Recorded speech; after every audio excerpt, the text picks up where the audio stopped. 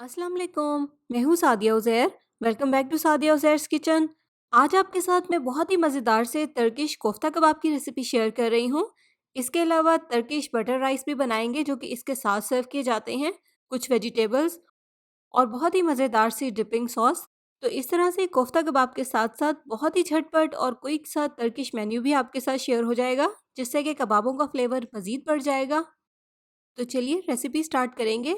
बिस्मिल्लाहिर्रहमानिर्रहीम। तो 500 ग्राम कीमे को डालेंगे एक मिक्सिंग बाउल में। यहाँ पर मैंने बीफ लिया है, आप मटन या चिकन कोई भी ले सकते हैं। इसके अलावा कीमा बहुत ही बारीक पिसा हुआ हो, इसमें 20% फैट या चर्बी हो ताकि कबाब बहुत ही सॉफ्ट बने। तो कीमे में सबसे पहले डालेंगे 3 खाने के चम्मच ब्रेड क्रम्स, इससे कबाब बहुत ही सॉफ्ट बनेंगे। 1 खाने का चम्मच भर के इसमें लहसुन का पेस्ट ऐड करेंगे।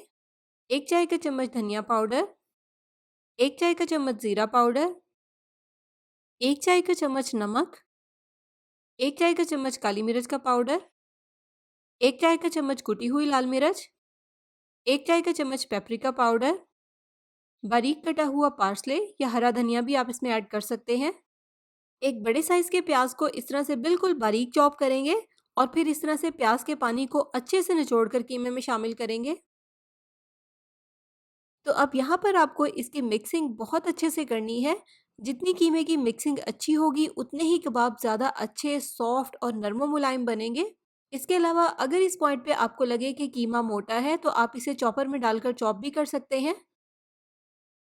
तो मैंने यहाँ पर कीमे की बहुत अच्छे से मिक्सिंग कर ली है। आप देखें सारे स्पाइसेस कीमे के साथ कितने अच्छे से कंबाइन हो गए हैं और कीमा भी कितना बारीक पिसा हुआ है, बिल्कुल पेस्ट की तरह। अब अगर आपके पास टाइम हो तो आप इसको कवर करके आधे घंटे के लिए फ्रिज में रख दें।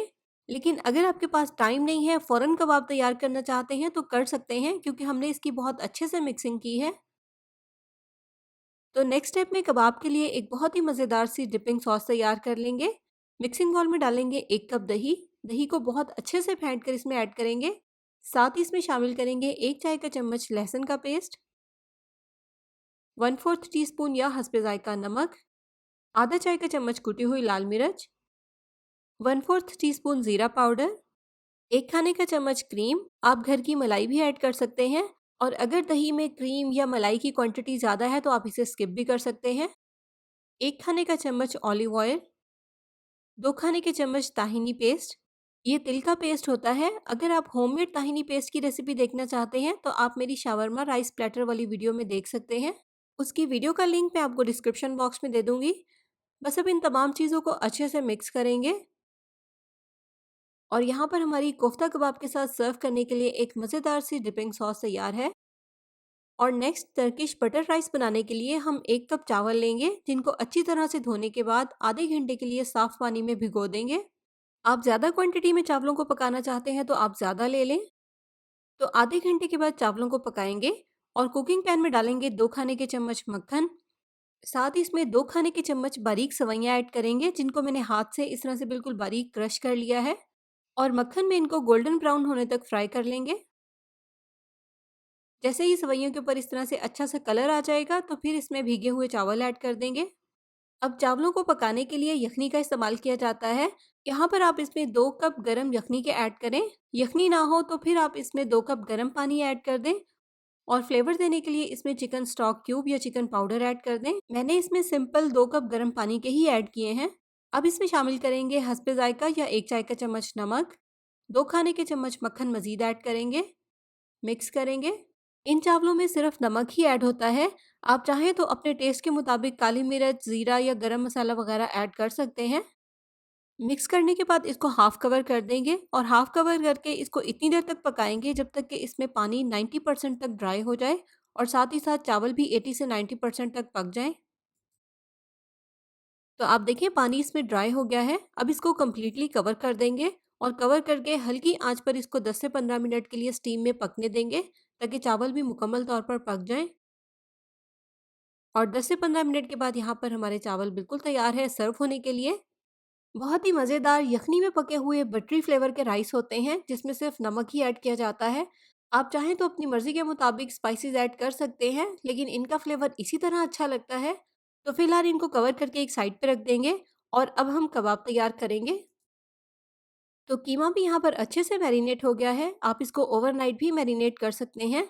तो कोफ्ता कबाब बनाने के लिए इस तरह से कीमे का थोड़ा-सा पोर्शन लेंगे, तकरीबन 40 ग्राम के जितना है, और हाथ से इसको अच्छे से इस तरह से प्रेस करेंगे।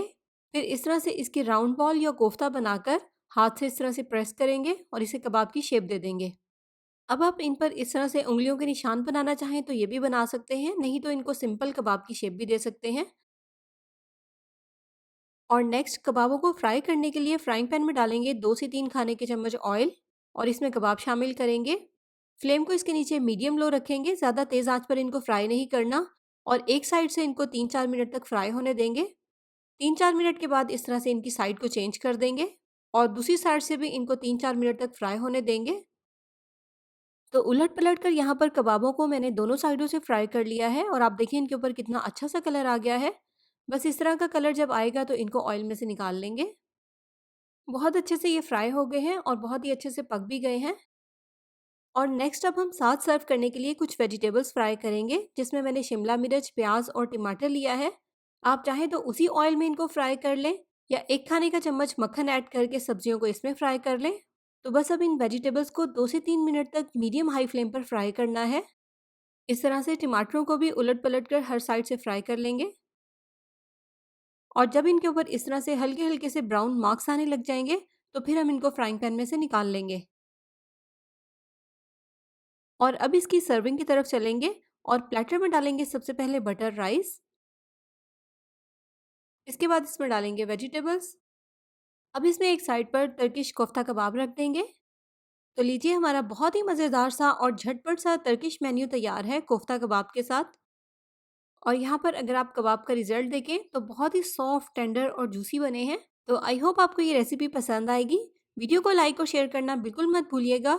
ट्राई करें तो फीडबैक भी ज़रूर दीजिएगा। चैनल पर नए हैं तो सब्सक्राइब करके ऑल नोटिफिकेशंस भी ऑन कर लीजिएगा। इसी के साथ साथ अपना बहुत सा ख्याल रखिएगा, दुआओं में याद रखिएगा। Thank you for watching. अल्लाह हाफिज़।